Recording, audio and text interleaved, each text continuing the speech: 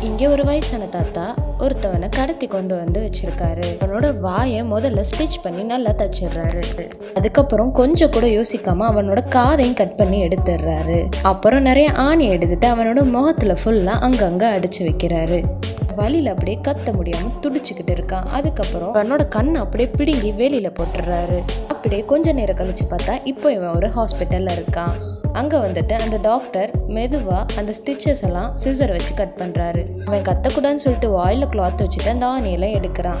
அதுக்கு அவனோட கண்ணுல இருந்து ஒரு பொம்மையும் எடுத்து வெளியில போட்டுறாரு. அதுக்கப்புறம் கண்ணில் பேண்டேஜ் எல்லாம் போட்டுட்டு அவனை பாக்குறாங்க. அவன் அந்த சைடு பார்த்தா அவனே டார்ச்சர் பண்ண அந்த தாத்தா அங்க நின்று